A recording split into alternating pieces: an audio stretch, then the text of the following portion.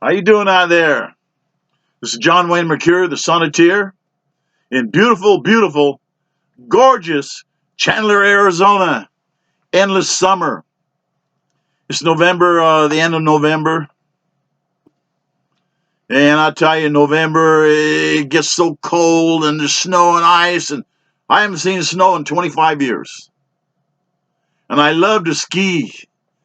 And I love to ice fish because you got to adapt.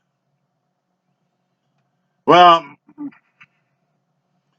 I write these sonnets to tell you about things that people in my past that I've known. A man named Captain Stanley King Arthur Blunt. Man, he was a good-looking guy. He looked like Elvis Presley. He was an Army Ranger, a parachutist, jumping out of planes. 44 months in the jungle in Vietnam, in the dark. He got promoted from private to captain, got wounded, got shot in the head with an AK-47 bullet. And he just died a couple of years ago, and he's 72 years old. Well, the name of this sonnet, number 827, is in honor of Captain Stanley King Arthur Blunt. And the name of this sonnet is Let America's Valiant Military Fight. And I wrote this 11 years ago. I saw this on TV at the time, and I thought, man, I don't want to listen to anything you say. It was Ted Kennedy, the senator from Massachusetts, senator forever. He murdered a girl named Mary Jo Kopechne, and she was a good-looking girl. And he murdered her. He left her there to drown in the dark. He didn't report it till next day. And I'm supposed to listen to him? He's a true defeatist. He said, we lost in Vietnam. Well, he's dead now. He's facing God for murdering Mary Jo Kopechne. He's getting true justice. What about the justice for the Americans over there in Vietnam? Well, Ted Kennedy telling the media that the Vietnam War was lost in wartime. Like he knows what's going on, and he didn't. Because when America left, there was a slaughter of 2 million Vietnamese who sided with America that got murdered on Ted Kennedy's hands. It's a war crime to be responsible for that many millions of people being murdered. Walter Cronkite, here's another one. Arizona State University has their journalism school named after him. He's a journalistic shill, reading a script, posturing. He was wearing a steel helmet, I remember, wearing a vest, a combat vest. He said it was a disaster in Vietnam. Pull out of Vietnam was his idea. Let's get out. Appeasing the culprit, the communists. Grandstanders on TV. Making life or death judgments about things they know nothing about. Cowardly pacifists. Branding our military as losers. We lost, let's leave. Media liars. Commie enablers. They don't get near as upset as they should. About 400,000 tobacco deaths a year. And there's not even a peep by the media protesters. 400,000 people died of tobacco disease. Look at all the horrendous death by automobiles. Each year, 40,000 people killed. Our wars in Iraq and Afghanistan, dead of more than 5,000 in 8 years.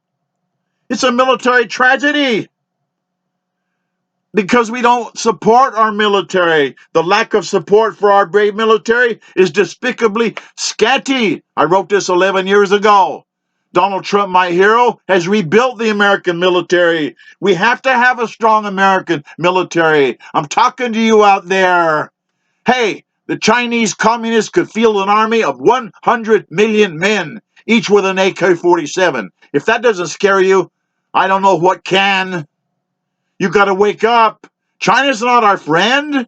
We want to get along with them. We want to trade with them. But they're after us. They're not our friends.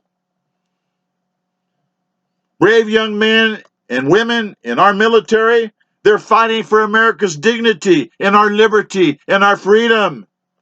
They engage foreign enemies. They got one hand tied behind their back politically. You're only allowed to do so much. Well, we got to let the American Valiant military fight. The military code of loyalty, faith in each other, respect, duty, a sense of duty, and a sense of encouraged high valor in combat situations. Bravely dying and losing. Hey, they could have probably lived 50 more years, and they're over there maybe getting killed. No more 50 years. It's like Clint Eastwood said, killing a man is a terrible thing. You take away not everything, only everything he has, but everything he's ever going to have. And these young men and these young women, they're losing 50 years of their life, their future life, all for honor, all for America.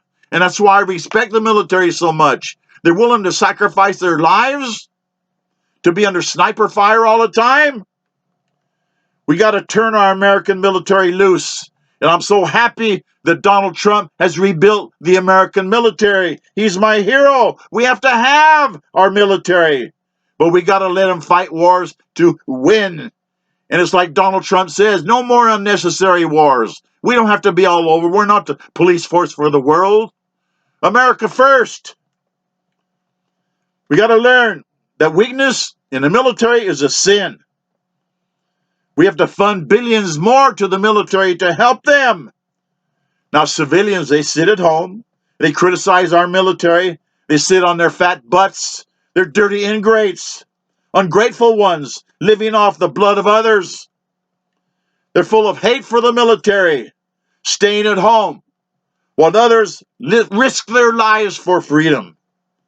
Such ingratitude, mocking the courage of our warriors, the cowards' vicious attitude.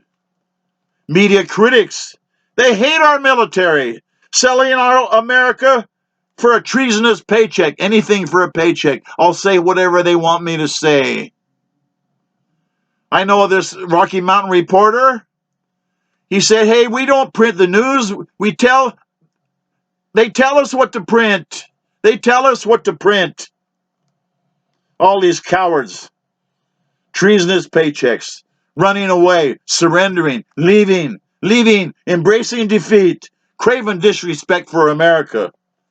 Every time I see the honored name of a slain military patriot, sincerely I ask God to pray for him or her and their devastated families.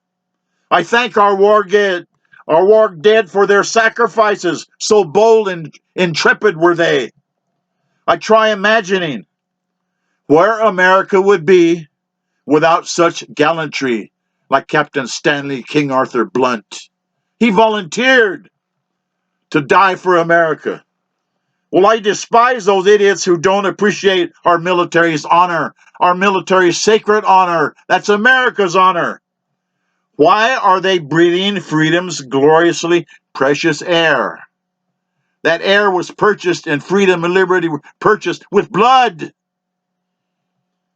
They're whining crybabies that don't like the military, sucking the blood of others. They don't care. But we have to protect them too. And I'm telling you, God bless and protect our valiant American military. And God bless Donald Trump. He won that election 2020 in a landslide. Hey, Dominion, the computer company, and Sequoia, the computer company, they fixed it. They fixed it. It's rigged. It's rigged. And everything depends on an election. Everything depends on an election. And our military, we got to keep them strong. We got to keep Donald Trump in office for 4 more years because he was robbed. He won in a landslide. And you got to rise up out there, although you that voted for him. Please, I'm begging you, man. It's too important. The future of America is either capitalism getting paid for your talents or the communists taking everything and turning our government into the elites. That turned us into 1984 Big Brother George Orwell is here. We got to stop it. Thank you for listening. God bless you. Au revoir, mes amis.